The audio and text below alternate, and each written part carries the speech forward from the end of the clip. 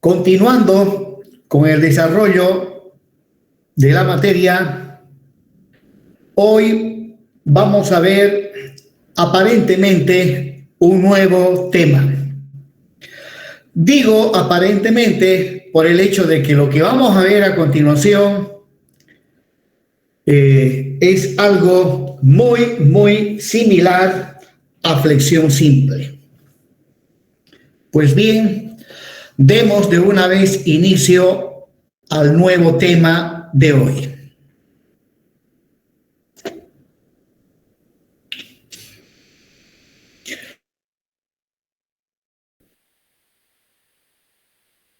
Bien, el diseño de elementos lineales estructurales de hormigón armado sometidos a flexión compuesta o compresión con gran excentricidad. Decir flexión compuesta o compresión con gran excentricidad es decir lo mismo. Pues bien, demos de una vez paso a la presentación del tema de hoy.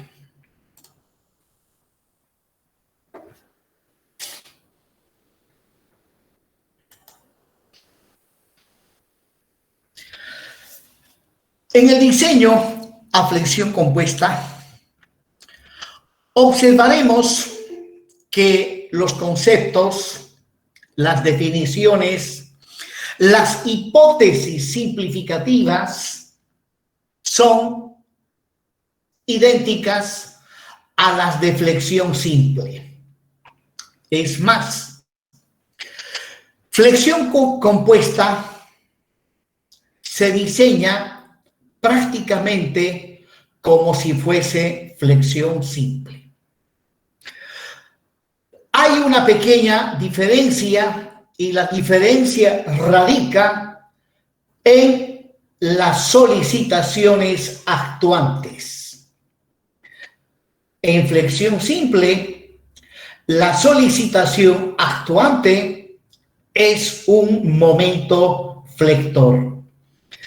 En cambio, en flexión compuesta, tenemos que hablar en plural, las solicitaciones actuantes son, además de un momento flector, un esfuerzo normal de compresión, como observaremos en las siguientes figuras.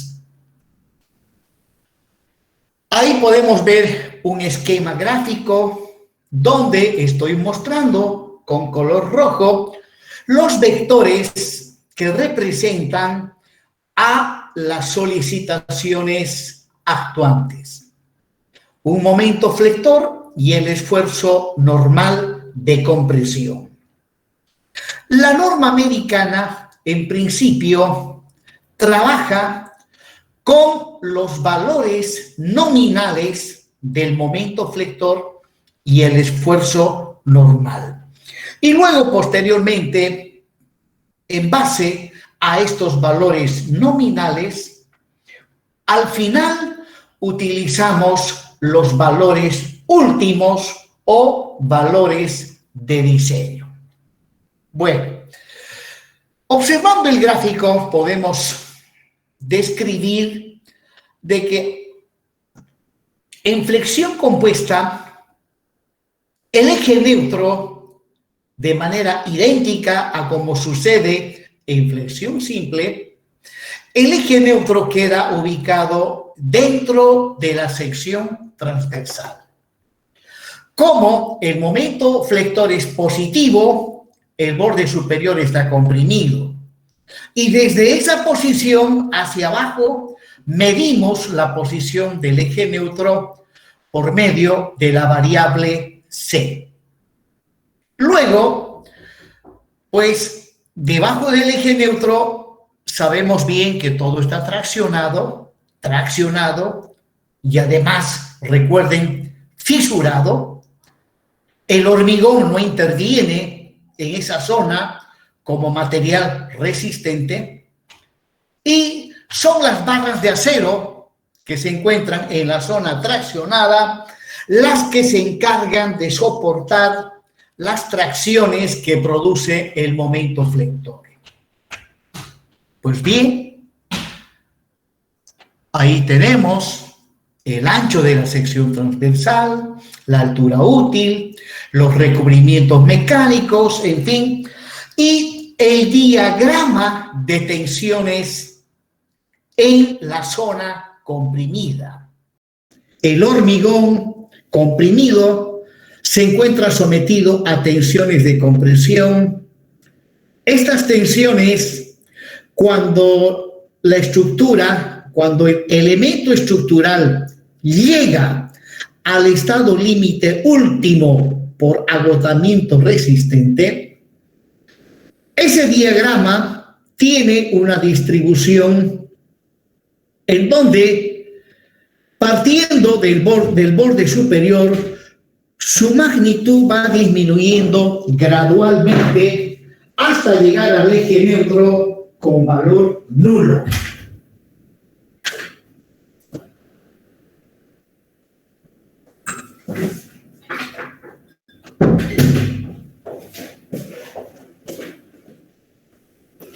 Y además se puede observar que el diagrama de tensiones se distribuye en la zona comprimida, mostrando que la magnitud de las tensiones varía según una ley de carácter curvilíneo. Una ley de carácter curvilíneo. Pues bien, en base a este esquema es que nosotros nos planteamos las ecuaciones de equilibrio y las ecuaciones de compatibilidad de las deformaciones. Este gráfico ya lo hemos manejado en reiteradas oportunidades cuando estuvimos viendo el tema de flexión simple. Si yo retiro el esfuerzo normal de compresión, entonces automáticamente estoy en un caso de flexión simple. Bueno, en flexión compuesta, las solicitaciones actuantes siempre son un momento flector más un esfuerzo normal de compresión, donde el momento flector tiene que estar en la dirección de uno de los ejes principales de inercia de la sección transversal. Y el esfuerzo normal de compresión, en principio, tiene que ser tal que su línea de acción tiene que coincidir con el eje longitudinal baricéntrico del elemento que estamos nosotros diseñando. Bien, ahí estoy mostrando la sección transversal del elemento que está sometido a flexión compuesta, ¿no? H es la altura total, A sub S1 la armadura en la parte traccionada, A sub S2 la armadura en la parte comprimida, R sub G el recubrimiento mecánico, el recubrimiento geométrico, R sub 1 el recubrimiento mecánico. Bueno, eso lo hemos visto ya en flexión simple. Bien, la misma figura que estuve mostrándolo en 3D, ahora lo estoy mostrando de perfil, ¿no? Donde muestro las solicitaciones actuantes y las solicitaciones resistentes. La letra T mayúscula representa la fuerza resultante sobre la armadura traccionada. La letra C sub S representa la fuerza resultante sobre la armadura comprimida. Y bueno, observen que ahora el diagrama de tensiones del hormigón no es curvilíneo. Es más, estoy agarrando el diagrama rectangular, el diagrama simplificado. El diagrama simplificado, que tiene la fórmula de un rectángulo, y según este diagrama de tensiones de compresión en el hormigón, las tensiones no varían, se mantienen constantes a lo largo de toda la altura del eje neutro ficticio. Obviamente, eso es un total absurdo, ¿no? Sabemos bien que las tensiones son máximas en el borde superior y conforme nos aproximamos al eje neutro, las tensiones van disminuyendo hasta que se hacen nulas. Bueno, pero la norma americana pregona principalmente este método simplificado. Ya les comenté que estos métodos estaban y siguen nomás de moda, pero se pusieron de moda en aquellos tiempos en que no había computadoras, donde todo era a mano. Bueno, se justificaba. Pero ahora que hay una herramienta tan fabulosa como son las computadoras, la verdad que ya no deberíamos utilizar estos métodos simplificados, ya que de alguna manera no interpretan a cabalidad el estado tensional y el estado de deformación de los materiales.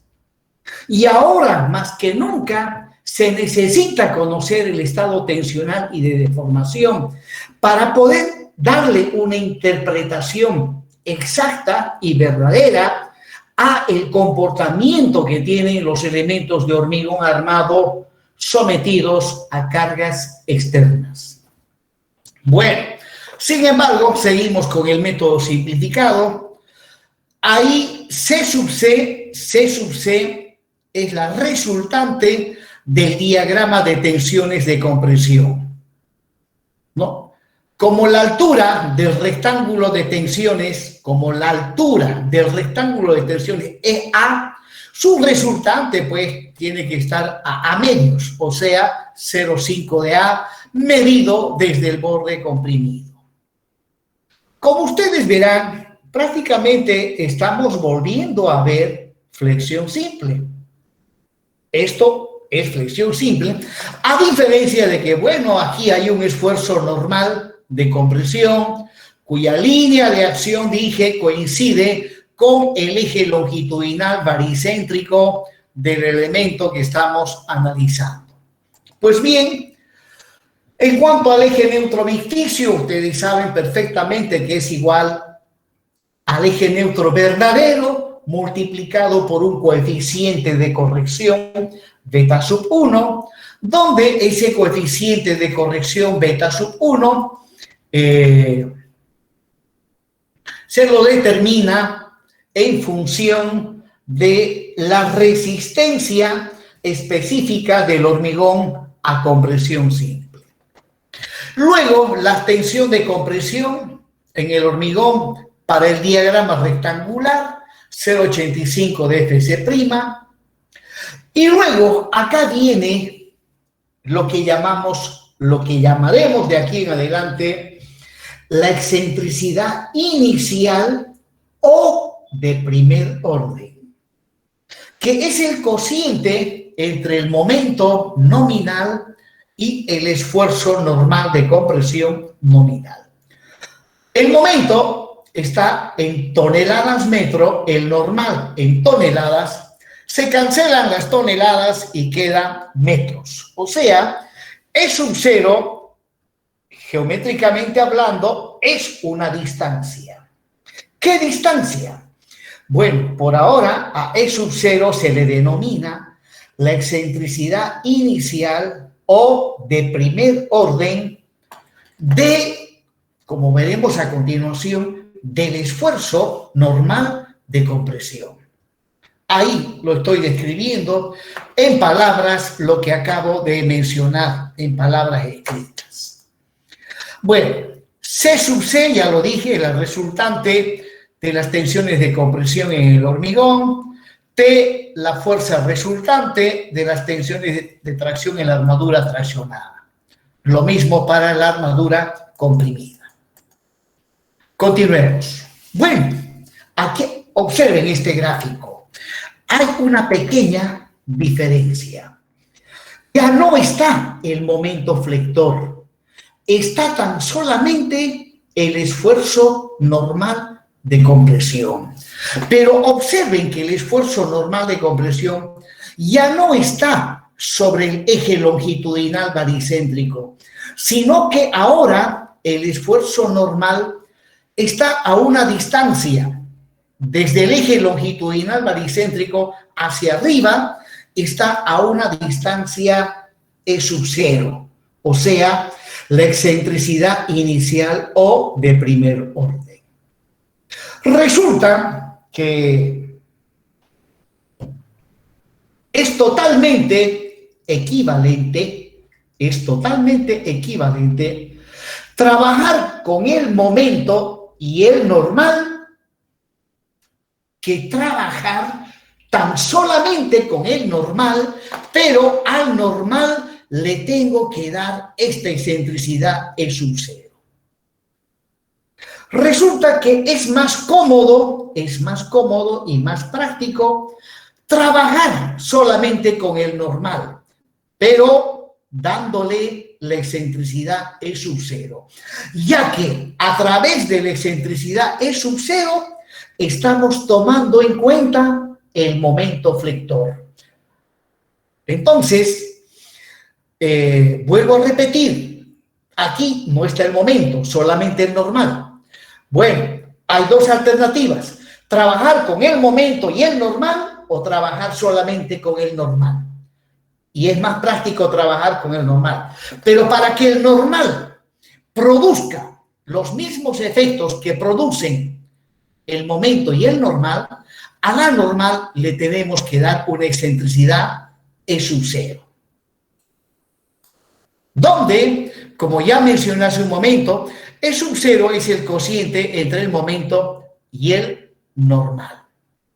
Y ahora, observen que si a la normal le damos la excentricidad E sub 0 y al darle esa excentricidad observamos que el normal queda ubicado fuera de la sección transversal, como se puede ver acá, queda fuera.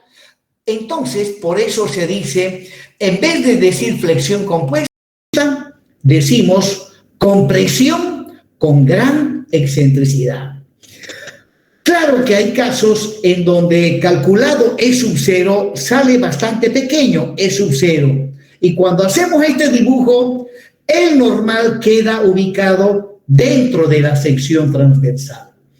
Pues bien, si el normal queda ubicado dentro de la sección transversal, entonces ya no es compresión con gran excentricidad. No. Se dice compresión con pequeña excentricidad o compresión compuesta. Eso lo vamos a ver más adelante. Bien. Ahora, aquí aparece otra distancia, E sub 1. Es la distancia que hay desde el baricentro de la armadura traccionada hacia la línea de acción del esfuerzo normal excéntrico, E sub 1. De este gráfico yo puedo escribir de que E sub 1 es E sub 0 más D menos R2 sobre 2. ¿Bien? Inmediatamente nos planteamos las ecuaciones de equilibrio, sumatoria de fuerzas horizontales igual a 0, y ahí está. C sub C más C sub S menos T menos N sub N, que es el normal, igual a 0.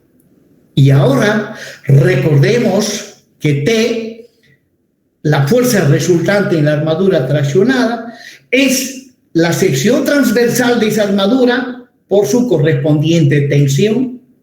C sub S es la resultante en la armadura comprimida, es igual a la sección transversal de esa armadura por su correspondiente tensión.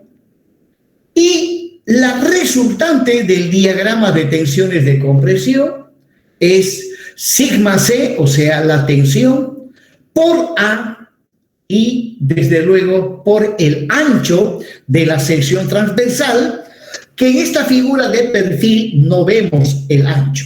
¿no? Es 0,85 de Ft', que es la tensión, el ancho es B y la altura es A, ¿no? El producto de los tres lados de un volumen prismático se obtiene simplemente multiplicando los tres lados de ese volumen prismático. Bueno, reemplazando en la ecuación de equilibrio, ahí está, reemplazando, llegamos a obtener nuestra primera ecuación de equilibrio, que es idéntica a la que habíamos obtenido para flexión simple, excepto que aquí aparece este término, el esfuerzo normal. Continuemos con esto de las ecuaciones de equilibrio. Sumatoria de momentos con respecto al punto O, que pasa, por ahí pasa la armadura traccionada, y ahí está. N sub N, su brazo de palanca es E sub 1, menos E sub C, su brazo de palanca es la altura útil menos 0,5 de A.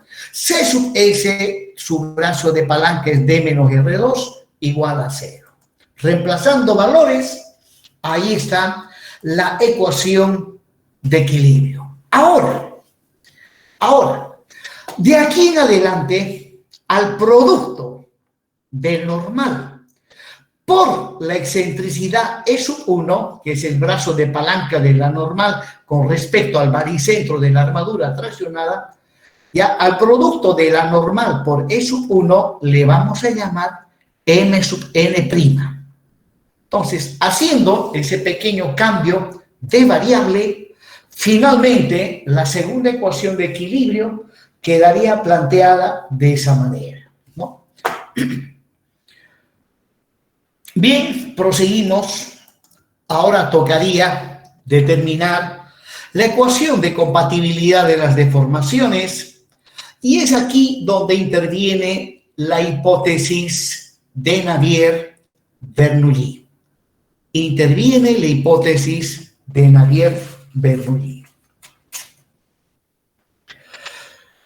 Es bueno recordar de que toda la ciencia de la ingeniería que actualmente utilizamos ha sido descubierta y desarrollada en dos etapas de la historia humana.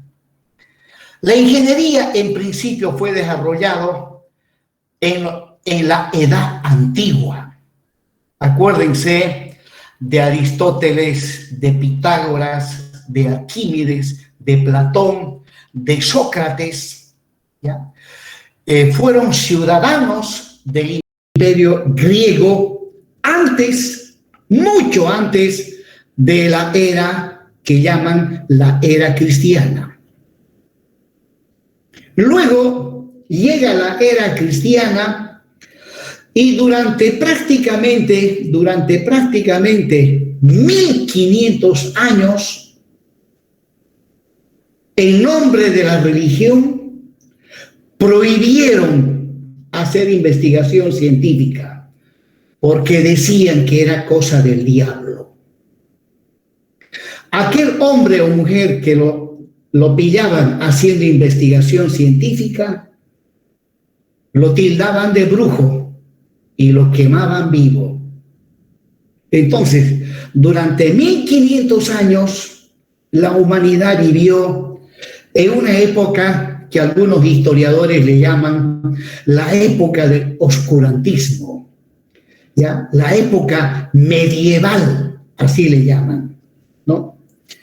Bueno, hasta que allá por el año 1500, algunos empezaron a rebelarse. Después de 1500 años de ignorancia, algunos empezaron a rebelarse, como Galileo Galilei y otros sabios que desgraciadamente les costó la vida el haberse rebelado.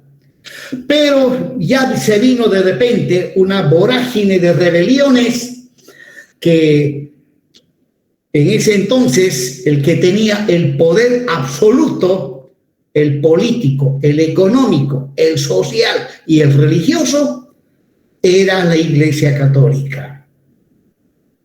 Tenía todo el poder.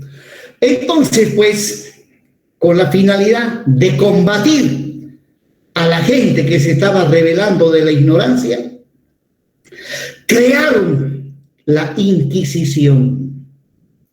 Y utilizando ese instrumento, mataron muchísima gente.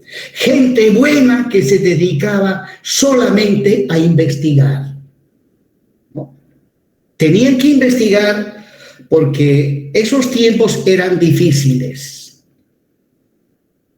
Hoy estamos atravesando una epidemia del COVID. En esos tiempos las epidemias era una cosa normal. Venía una epidemia y arrasaba con las poblaciones de varias ciudades. Y bueno, generalmente le echaban la culpa al diablo. El diablo nos está castigando. O a veces también le echaban la culpa a Dios. Decían, Dios nos está castigando. Obviamente, producto de la ignorancia. Porque yo pienso que Dios no castiga, jamás castiga. Bien, jóvenes, entonces, la ciencia, la segunda etapa, la primera etapa fue en Grecia y la segunda etapa fue a partir del año 1500 hasta el año 1850, el ser humano sale de la ignorancia, sale de la edad del oscurantismo y empieza un fabuloso desarrollo de ciencia y tecnología hasta la fecha presente. Bien, jóvenes, esto que estamos viendo, la hipótesis de Navier-Bernoulli, data pues del año 1700. Navier-Bernoulli, un gran matemático francés, es el que desarrolla esta ciencia. Bien, continuando. Entonces, sobre esta base, sobre esta hipótesis, nos planteamos la ecuación de compatibilidad de las deformaciones, que dice las secciones planas, cuando se le aplica cargas, se deforman manteniéndose planas hasta la rotura. Bueno, esto ya lo hemos visto. De acá, aquí está el plano sin deformar y con línea más gruesa está el plano deformado. Ahí salen varios triángulos, ahí está la posición del eje neutro, la altura útil, los recubrimientos mecánicos, en fin. Y sobre esa base también estoy mostrando las deformaciones, el aplastamiento del hormigón, el aplastamiento de la armadura comprimida y debajo del eje neutro el alargamiento de la armadura traccionada. Relacionando los catetos de estos triángulos que hay entre el plano sin deformar con el plano deformado, llegamos a plantearnos las ecuaciones de compatibilidad de las deformaciones. E sub C es AC, como E sub S2 es AC menos R2 y E sub S1 es AD menos C. Y bueno, la ecuación que acabo de plantearme está en función del eje neutro verdadero.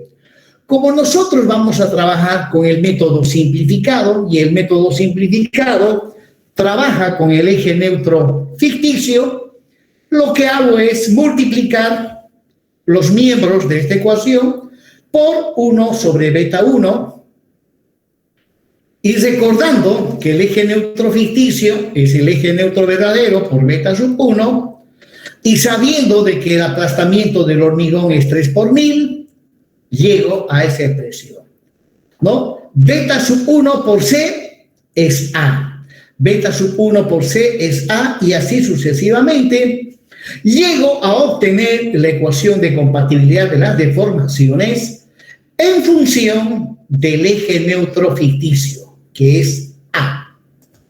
Bueno, algún resumen de las tres ecuaciones, 2 de equilibrio y una de compatibilidad de las deformaciones.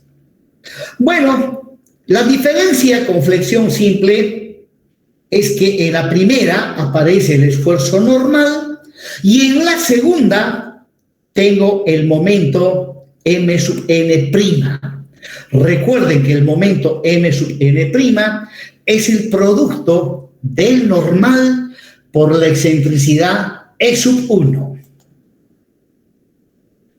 Luego, vuelvo a escribir, ahí están las ecuaciones que se las denomina ecuaciones absolutas de flexión compuesta. Cuando digo absoluta, significa que para el manejo de estas ecuaciones debo tener cuidado con las unidades de medida. Los valores absolutos siempre tienen unidades de medida, ¿no? Y hablando de unidades de medida, ahí tenemos el sistema inglés, el sistema internacional y el sistema técnico. A ver qué día abandonamos el sistema técnico, ya que en todo el mundo trabajan con el sistema internacional. Ustedes, ni bien salgan ingenieros y consigan su primer trabajito, van a ver que todo el mundo trabaja con el sistema internacional. Y yo me pregunto, ¿cómo es posible que la gente de afuera, el pueblo, todavía está más actualizada que la misma universidad? Eso es algo raro. En todos los países del mundo, las universidades van primero en nuevos descubrimientos, o sea, siempre va primero la universidad, y aquí es al revés. Es al revés. Bien, jóvenes. Entonces, ahí estoy nuevamente haciéndoles recuerdo de que m sub n' es el normal nominal por e sub 1. Y ahora, si yo al momento nominal le multiplico por el coeficiente de ponderación phi, determino lo que llamamos el momento último. El momento último. Bueno, hago una preguntita. Una pregunta. García Rojas, Fernando José, ¿está presente? Sí, ingeniero, presente. Explíquenos la diferencia entre el valor nominal y el valor último.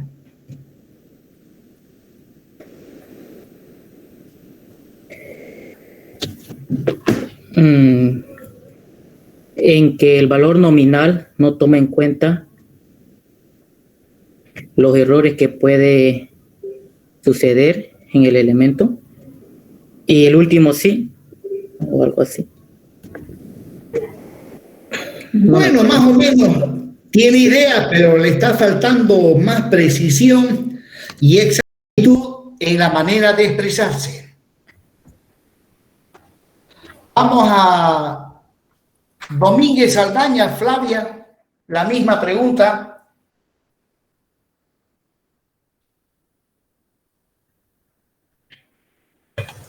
Buenas noches, ingeniero. Buenas noches.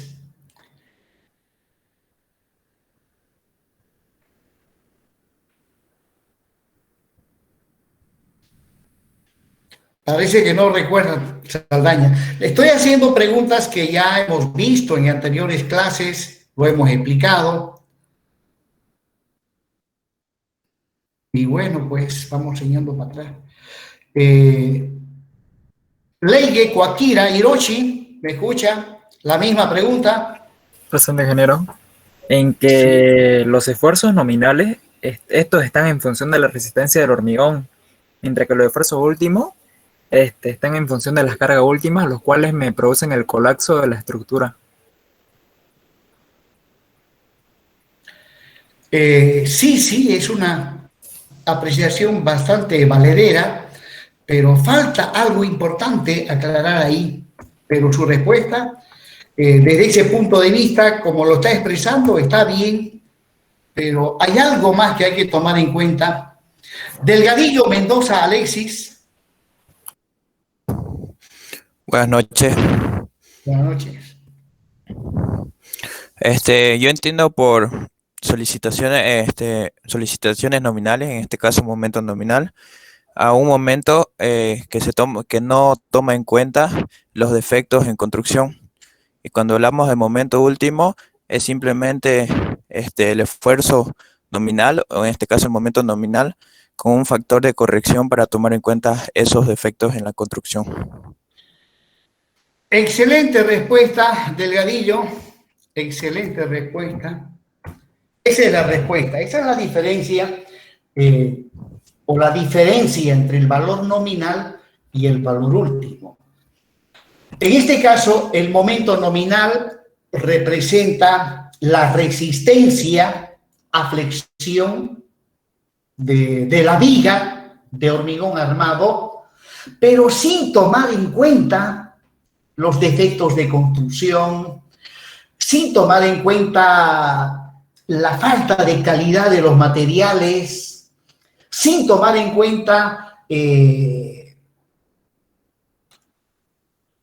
la mano de obra, que no siempre es buena la mano de obra, sin tomar en cuenta todos esos factores que lamentablemente hacen que la resistencia a flexión de una viga no es la que teóricamente se calcula, ¿no? Normalmente. Entonces, para tomar en cuenta los defectos de construcción principalmente y defectos debido a que la calidad de los materiales no es lo que uno piensa, entonces al valor nominal le multiplicamos por un coeficiente llamado coeficiente de ponderación para de esa manera obtener un valor que sí ya toma en cuenta los defectos de construcción. Y a ese le llamamos el momento último. Muy bien. Y una pregunta bastante sencillita para Ana Gutiérrez, César, Leonardo, ¿está?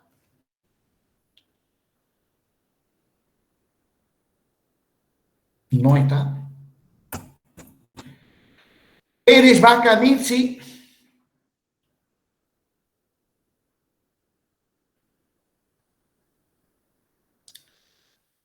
Pérez Vaca Mirci no está. Lo vi que estaba en el aula. Una pregunta súper sencilla.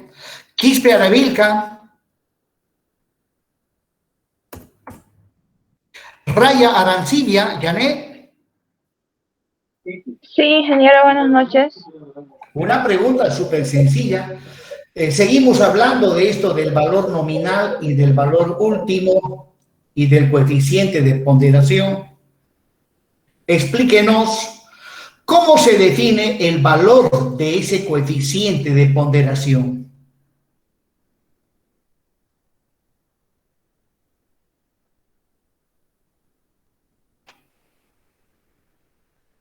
Bien, pasemos. Raya García le he hecho una pregunta muy, muy sencilla. Meneses, Flores, Sebastián, la misma pregunta.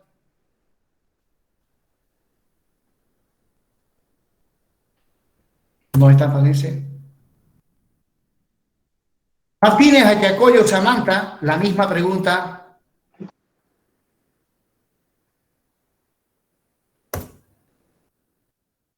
A ver. Laura Quispe, Miguel Ángel, la misma pregunta. Ingeniero, el valor de ponderación se define según a la resistencia de la armadura, de la tracción de la armadura. Cuando es hasta el 5 por 1000, ya tiene un valor definido. Cuando no estén esos valores, hay una fórmula para determinar ese valor de ponderación. Bien, Laura Quispe, por ahí va la respuesta, va por ahí, pero tiene que afinar un poco más su terminología, porque el valor de phi no depende de ninguna resistencia. Usted utilizó el término resistencia, más al contrario, el valor de phi depende de la deformación de la armadura traccionada. De todas maneras, su respuesta es regular, aceptable. Un voluntario que lo quiera decir bien. Yo, ingeniero. Yo. Ya, Yo, ingeniero. Primero las damas y además fue la primera en ¿cómo apellida? Jarwin, ingeniero. Yarwi, adelante Yarwi, le escuchamos. El valor de phi va en, como dijo usted, en función de la deformación, ¿no? Del acero traccionado. Cuando este es mayor o igual a 5 por 1000, phi vale 0,9. Y cuando está entre la deformación de fluencia y entre 5 por 1000, se lo determina mediante fórmula. Y cuando la deformación del acero es menor a la deformación de fluencia, es 0,65 el valor de phi. Muy bien, excelente respuesta. Excelente respuesta. Hay algunos que tienen que empezar a estudiar más fuerte y duro. Hago preguntas que lo hemos visto nosotros en clases, ¿no? Bien, continuemos, jóvenes. Entonces, ahí están nuestras ecuaciones absolutas de flexión compuesta. Bueno, aquí sigo manipulando algebraicamente esta ecuación. Como m sub n' es n sub n por e sub 1, de ahí puedo despejar, de acá despejo m sub n' y ha de ser igual a mu sub u' dividido phi. ¿No? Luego, lo mismo para el esfuerzo normal. El esfuerzo normal último es el producto del nominal por el coeficiente phi, y de ahí despejo el nominal, e inmediatamente estas ecuacioncitas las voy a utilizar, donde dice m sub n', acá a la izquierda, voy a colocar m sub u' sobre phi, donde dice n sub n, voy a colocar n sub u sobre phi. Y simultáneamente, vamos a obtener las ecuaciones adimensionales. La ecuación se lo multiplica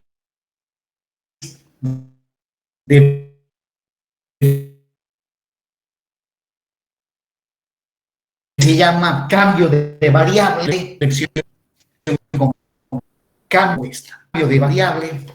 Pues hacemos un proceso matemático que es el cambio de variable, llegamos a la primera ecuación absoluta, forma, y obtengo mi primera ecuación de compatibilidad, mi primera ecuación de equilibrio, donde en lugar de n sub n, ahora tengo el término adimensional mu sub u, donde ahí está la cuantía mecánica de la armadura comprimida, la cuantía mecánica de la armadura traccionada, y mu sub u no es otra cosa que n sub u sobre phi. N sub u sobre phi es n sub n dividido entre v de fc'. Continuando, la segunda ecuación, hago cambio de variable multiplicándolo por 1 sobre v de cuadrado fc'. Haciendo ese cambio y simplificando, llego a esta expresión. Observarán que esto lo estoy haciendo de manera más directa. Esto mismo lo hice en flexión simple, pero con más detalle. No vale la pena otra vez volver a lo mismo.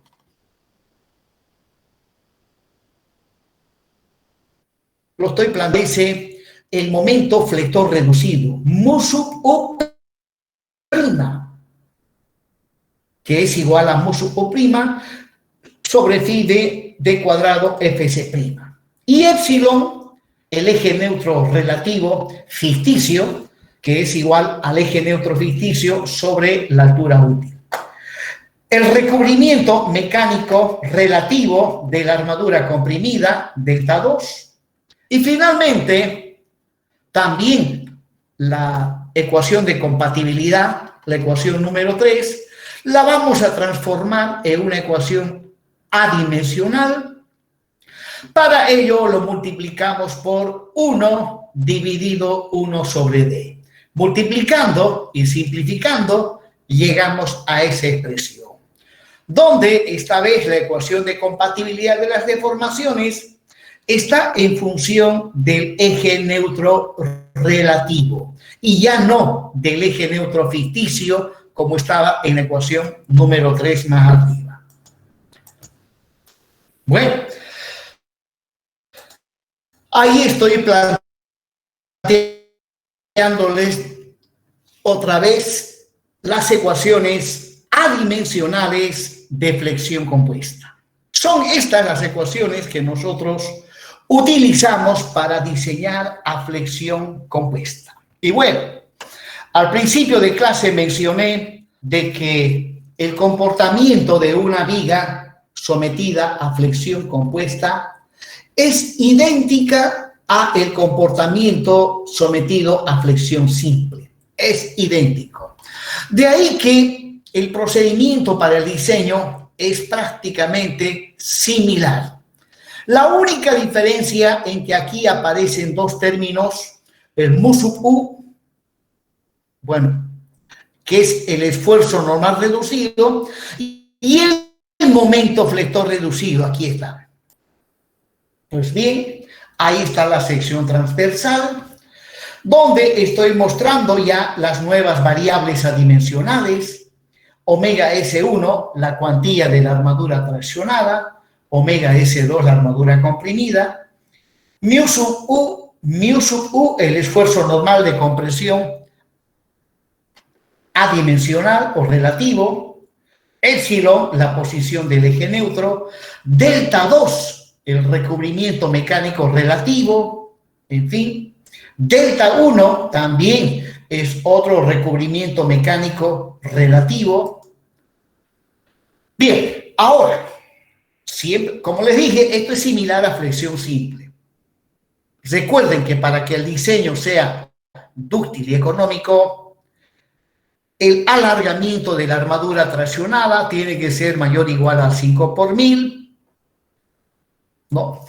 Y bueno, si el alargamiento de una armadura es mayor o igual a la deformación de fluencia, de acuerdo a la ley de Hooke, la tensión de esa armadura ha de ser igual a su máxima capacidad resistente, que para hormigón armado es la tensión de fluencia del acero. Y además, para diseño dúctil y económico, no se necesita armadura comprimida. No necesito armadura comprimida. Bueno, vamos por acá. Aguirre Condori, Héctor Misael. Aguirre Condori, Héctor Misael, ¿están en aula? Parece que no. Hay muchos alumnos que no vienen. Por ejemplo, Alvarado Uribe nunca se hizo presente. Ángelo Fuentes, una vez nomás. No está Ángelo Fuentes. Apaca Ortuño Clisman. Tampoco. Bueno. Aramayo Ortega, ¿me escucha? Dailer Yamil. Sí, ingeniero. Bien, explíquenos, Yamil, exactamente por qué razón en esto que estamos llamando diseño dúctil y económico, ¿cuál es la justificación? ¿Por qué no se necesita armadura comprimida? Porque cuando se encuentra en un diseño dúctil y económico, la deformación, es decir, la deformación que presenta el hormigón en la parte superior, no es de gran magnitud como para justificar colocar una armadura que le ayude, digamos. El hormigón de por sí ya soporta gran compresión, y como la deformación no es tanta en esos dominios, entonces no justifica colocar otra armadura. Lo haría más caro, pero eso se le dice más económico. Sí, por ahí va la pregunta,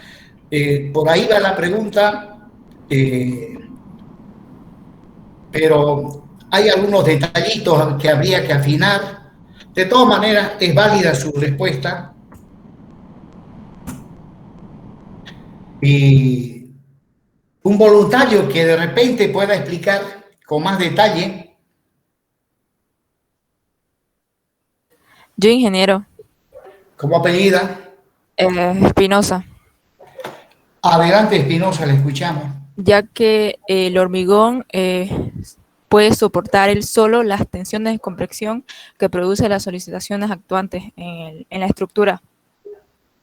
Correcto. Esa es la respuesta.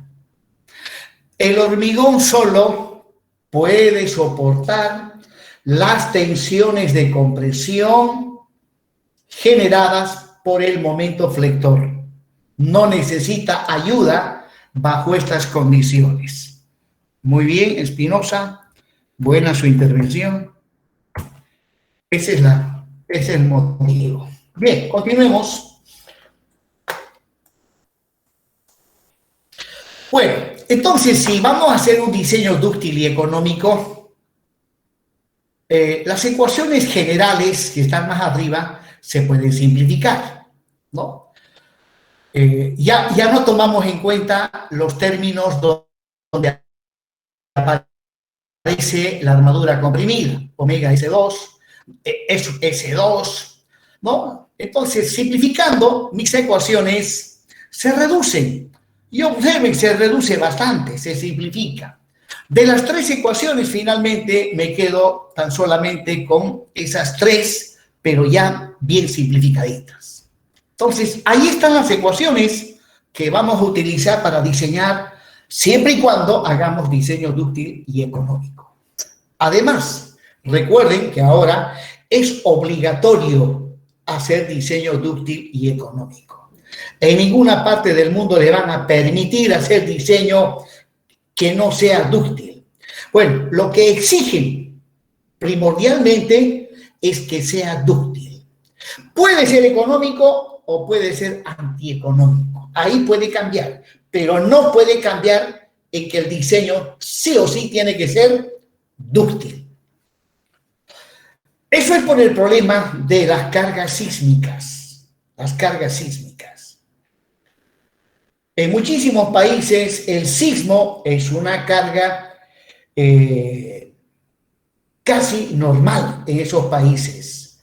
Y bueno, las estructuras que se construyen tienen que tener un buen comportamiento frente a cargas sísmicas. Y justamente las estructuras que tienen diseño dúctil, pues tienen un excelente comportamiento frente a cargas sísmicas. Bueno, en Bolivia hay una zona que está por un sector de Cochabamba, del departamento de Cochabamba, está entre Totora y Aiquile, es zona sísmica. ¿Ya? Bueno, yo conocí esa zona cuando se presentó un sismo. Si no me equivoco, era en la escala de Richter, era 7. Bueno, las poblaciones de esa zona de Totora, Aiquile y otras provincias quedaron totalmente destruidas. Totalmente destruidas. Lo que me dolió fue, cuando yo estuve por allá, fue ver las ruinas en que quedó la ciudad o la provincia de Totora. En Totora, pues, había una pequeña ciudad de tipo colonial, pero con una arquitectura, ya les comento, una maravilla de arquitectura colonial española. Unas galerías hermosas en la plaza principal, pero lamentablemente el sismo de esa época, pues, no perdonó. Bueno, todo el mundo acudió en ayuda. Llegaron dinero de Europa, de Estados Unidos, de Argentina, con la finalidad de reconstruir, porque normalmente eso se hace después que pasa un sismo. Los seres humanos se ayudan para reconstruir lo que ha destruido el sismo.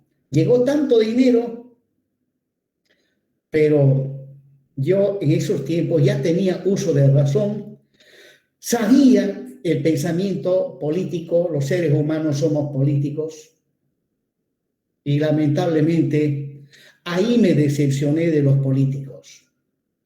Desgraciadamente, cuando donan, esa donación lo recibe el gobierno. y los que están a cargo del gobierno son los políticos. ¡Qué gente malvada! A esa pobre gente no les llegó ni un centavo, ni un centavo. No reconstruyeron. Ese dinero los políticos se lo embolsillaron y luego felices se fueron a vivir con ese dinero a Estados Unidos. Esa fue la historia.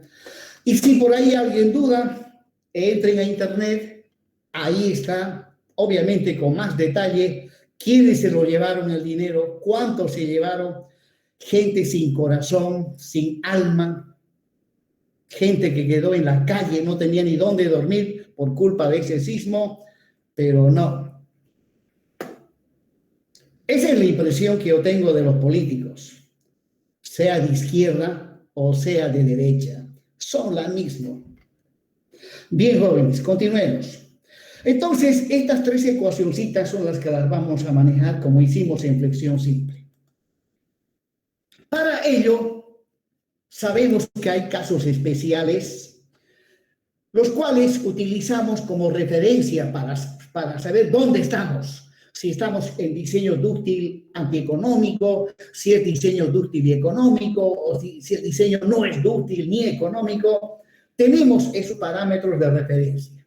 Uno de ellos corresponde al dominio 2, donde hay un plano de rotura para el cual el alargamiento es 10 por 1000. Y bajo esas condiciones, pues la armadura traccionada está trabajando a la tensión de fluencia. La armadura comprimida es 0. Y bueno, de la primera ecuación, que la tengo ahí, y de la segunda, que las estoy identificando con A, B, C y D, y ahí estoy mostrando este caso especial, donde la solicitación actuante es un momento, para ese momento especial que le llamo el mu-2 límite, el eje neutro también es un eje neutro especial, epsilon 2 límite. Pues bien, despejando de la ecuación C, determino el valor de epsilon 2 límite en función del alargamiento, que obviamente vale 10 por 1000, y beta sub 1 depende de la resistencia del hormigón. Y luego de la segunda determino el momento reducido para este caso especial. Lo mismo de la primera, despejo la cuantía mecánica de la armadura traccionada, que es una cuantía especial.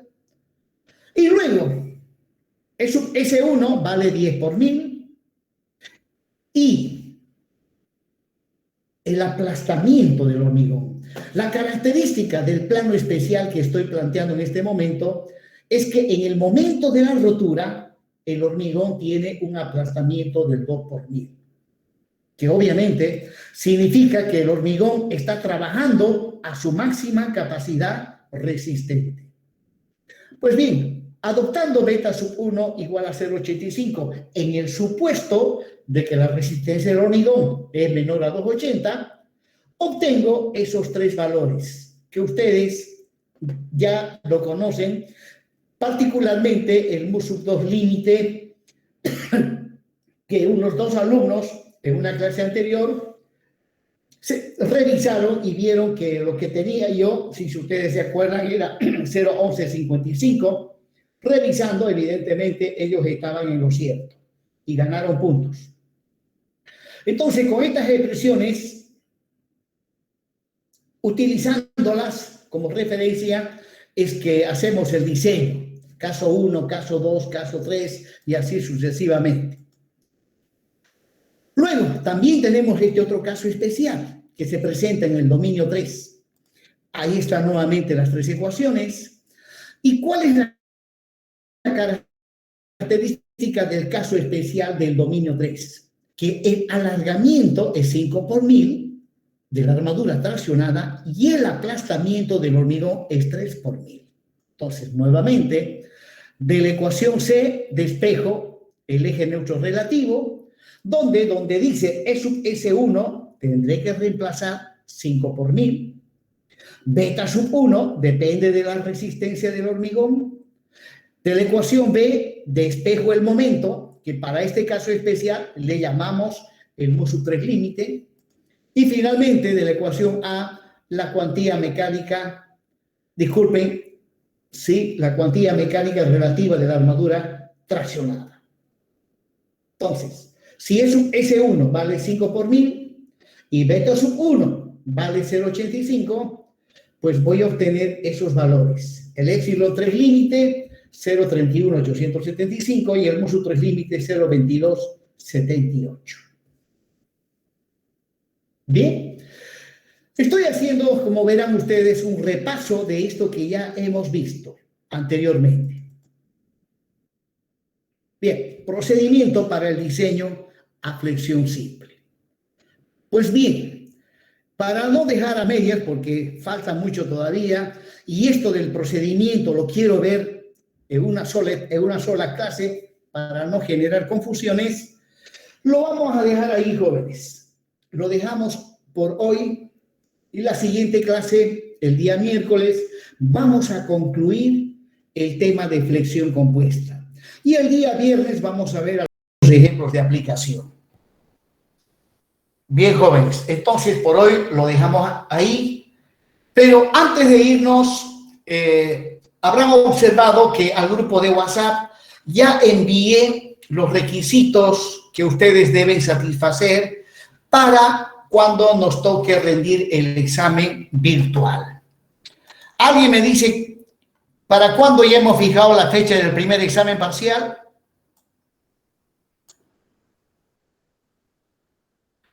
Sí, para 19. Para el 19, tiene razón. 19 de julio del 2021. Entonces, hay que ir estudiando. Estamos 12, sí, exactamente, nos falta una semana. Cualquier duda que tengan, no tengan ningún suspicacia, por medio del grupo, mejor si preguntan por medio del grupo, si tienen dudas, por medio del grupo, porque mi celular se está llenando de números y no sé quiénes son y a veces ni siquiera me fijo, pero si es del grupo, siempre me estoy fijando si hay preguntas.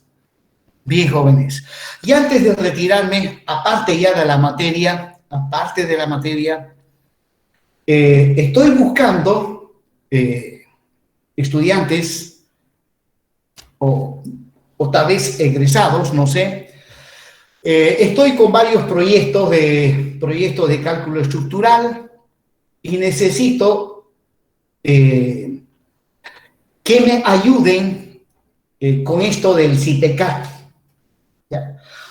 Les explico exactamente para qué necesito. Necesito para que me elaboren los planos. En realidad no lo elaboran, uno no lo elabora. El CIPE hace los planos. ¿Ya? Uno le pide al CIPE que genere los planos, hace plano de columna, de viga, de losa, de cimiento. Esos planos, el CIPE los bota en AutoCAD, pero fácilmente se puede convertir a Vectorworks. Fácilmente se convierte a Vectorworks. Y luego, esos planos hay que ordenarlos, hay que configurarlos de acuerdo a las normas que establece la Sociedad de Ingenieros. Pues bien, si ustedes conocen a alguien que maneje el CIPE, en esta última etapa de generar planos, que no es nada complejo, lo que sí a veces es complejo es armar el modelo matemático con sus cargas, todo eso. Generalmente yo lo hago eso, o sea, el que me va a ayudar es directamente a generar planos, ordenarlos para poderlo presentar a la CIPE. Si conocen a alguien que tenga esas aptitudes y cualidades, por favor, estoy necesitando. Y desde luego, obviamente, si trabaja conmigo, también ha de aprender. En ingeniería, todo trabajo que uno hace no termina nunca de aprender. Y a veces en el trabajo se aprende más que estudiando o estando en la misma universidad. Bien, jóvenes, dicho eso, me despido Disculpe, ingeniero. Sí. ¿Le puedo hacer una pregunta? Claro, claro. Perdón que lo interrumpa. Bueno, estaba viendo en el libro que estábamos tomando de referencia, el de Jan McCormack, y quería preguntarle a qué le denominaba, por ejemplo, armadura de percha, y en el caso de algunos ejemplos he visto que utiliza estribos abiertos, entonces, para el diseño de vigas a flexión. Y yo quería preguntarle entonces, ¿tiene alguna aplicación usarlo o es netamente académico? Porque estribos abiertos, tengo entendido que no tiene como que la misma resistencia a corte para el diseño de vigas a flexión. Bueno, son dos preguntas y las explico rápidamente. En el caso de vigas de sección rectangular,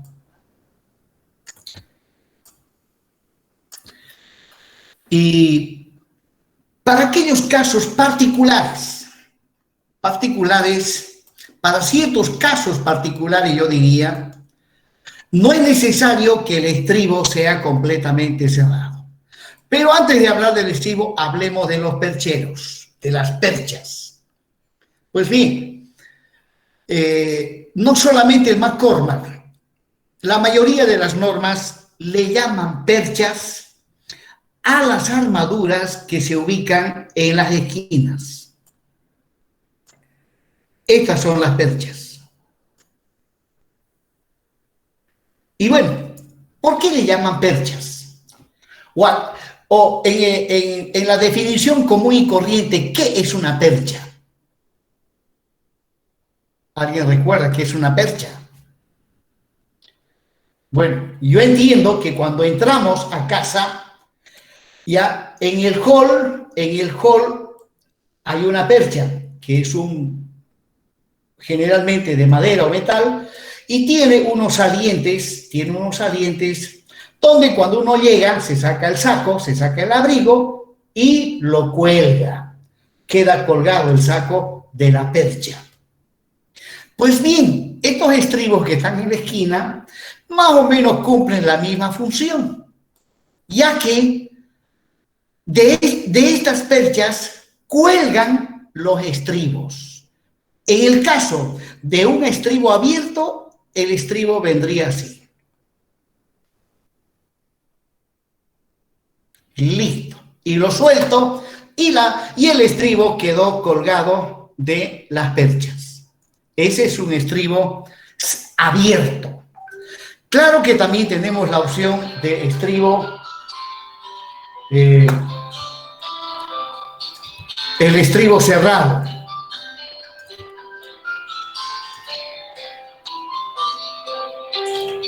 ¿Alguien me llama? Bueno, después lo voy a contestar. Después, bien, en el caso de estribos cerrados, esto lo vamos a ver nosotros cuando entremos al diseño de esfuerzo de corte. Ahí tengo los percheros o perchas y el estribo cerrado.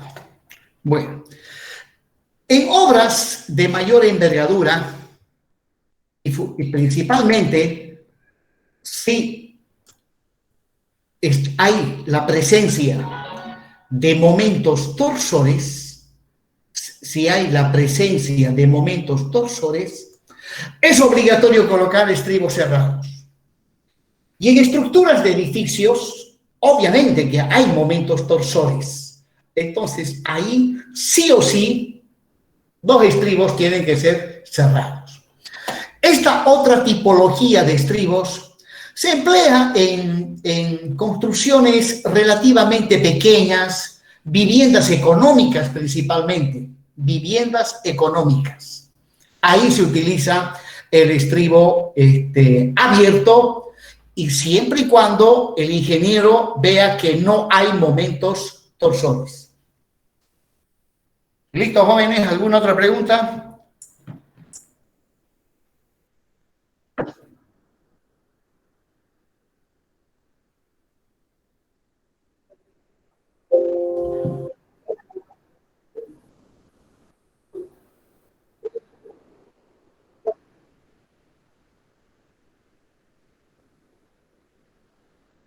No se cambia, porque recuerde que cuando se llega ahí se tiene tres ecuaciones con 4 incógnitas, infinitas soluciones y la mejor solución se elige pues subiendo el eje neutro para arriba, de manera tal que la armadura traccionada llegue a tener un alargamiento del 5 por 1000.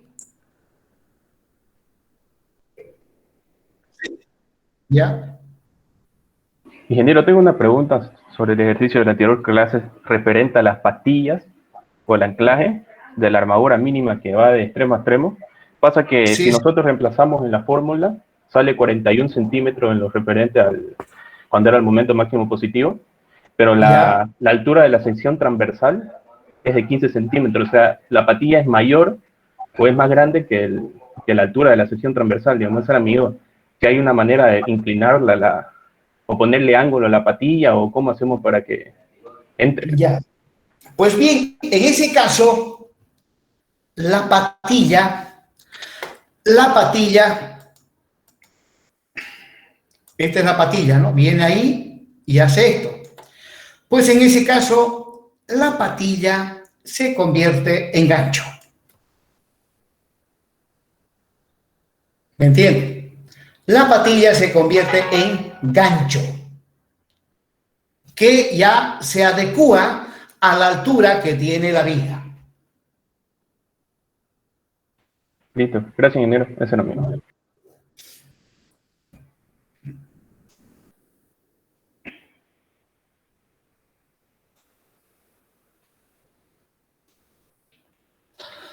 Bien, jóvenes, me despido hasta el miércoles. Hasta luego a todos ustedes.